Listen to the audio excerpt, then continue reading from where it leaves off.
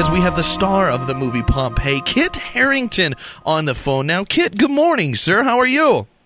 Good morning. I'm very well, thank you. It's very nice to talk to you this early in the morning. The ladies are very excited. We put a picture of you up on our app earlier this morning to let them know you were going to be calling in, and they all seem very, very thrilled to be hearing from you today. Oh, how lovely is that? That's very lovely. Well, let's talk about the movie Pompeii here. A lot of people, first of all, know you from Game of Thrones as Jon Snow, so that's still happening. A lot of people know you from that. Do you think the Game of Thrones role helped you get this role in Pompeii? I think inevitably it did, yeah. I do a certain amount of swordsmanship in Game of Thrones. He's a bit of an action hero, Jon Snow. I think when the director approached me, he was a big fan of Thrones, and I think he had a good idea of what he wanted for this role, and they're not so dissimilar, the characters. So yeah, I think it did.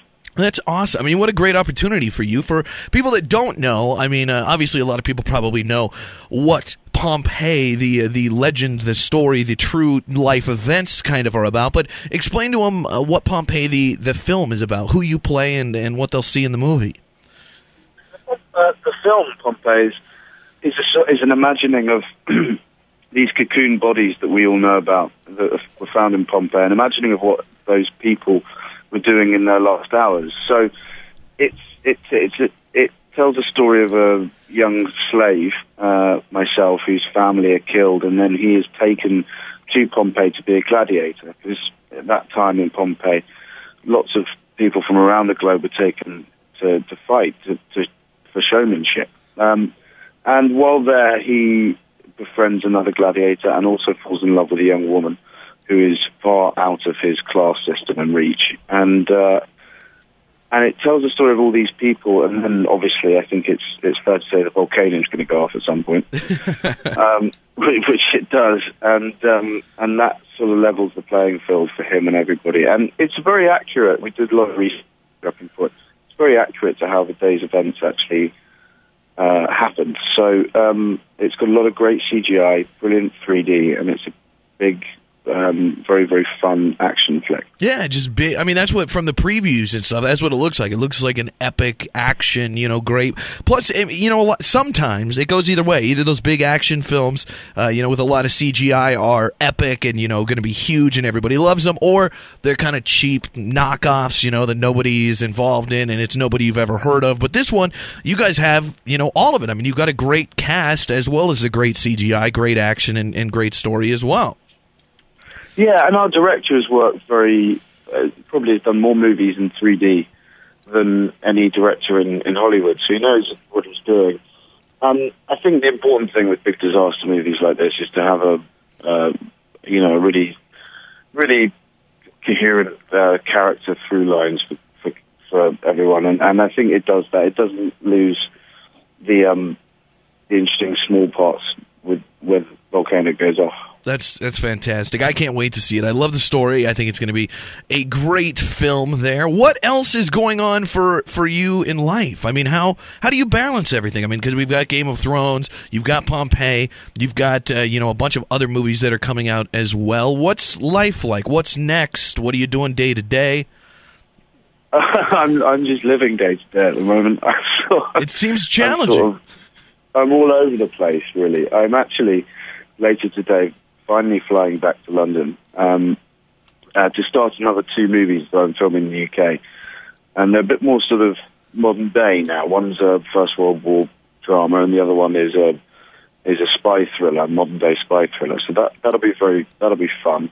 Before going back to Thrones season 5, and that's pretty much my year wrapped up. I'm doing the publicity for this, and I've got some other films coming out this year. I'm in a film called How to Train Your Dragon #2. Yes, people have heard of that one. That's How to Train Your Dragon 1 obviously was a huge success. Yeah, so I'm a new character in that. That was a lot of fun to do. If you can get those gigs where you're a voiceover in sort of DreamWorks production, they're so much fun to be involved in, and they're such brilliant movies. So yeah, I'm doing that, and then there's another film called Seventh Son coming out. It's all busy, which is great. Yeah, it is all great work too. It's not just busy, like you're going to film a Toyota commercial or something. Seventh Son has an amazing cast: Julianne Moore, Jeff Bridges, Djimon Hounsou. Such a killer cast there. You're getting to work on amazing projects with amazing actors. Yeah, I'm very, very, very fortunate. I don't quite know how I landed here, but it's quite fun being here. Working with Jeff Bridges and Julianne Moore was amazing. I was working with them the first time since they'd reunited since The Big Lebowski, which I sort of geeked out on. And then, you sort of meet the same, sort of similar actors or the same actors around town. The next film I'm doing is with a young actress called Alicia Vikander, who's brilliant. And she was in Seventh Son, so I met her through that. So I'm around friends doing it, as well as it being very exciting. That's awesome. What is your, we've seen you in a lot of these kind of, with your accent and the characters you've played, you kind of are playing this certain type of character in a lot of these projects here. Is there something, what's your goal? You've done so much now. Is there a role, like a dream role, a dream project? Is there, do you want to direct someday? Do you want to star in a comedy? What's out there that you're thinking, I can't wait until this project comes along? I think you're right. I think I have, since I got Thrones, I've done quite a lot of a similar genre and varied up the performance within a certain type of character. And now, for me, it's about doing something a bit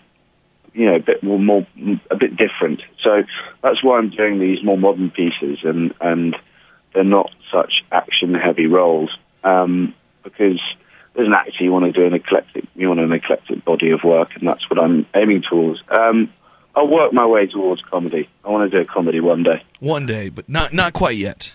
Not quite yet, no. All right. I'm happy doing the broody roles at the moment.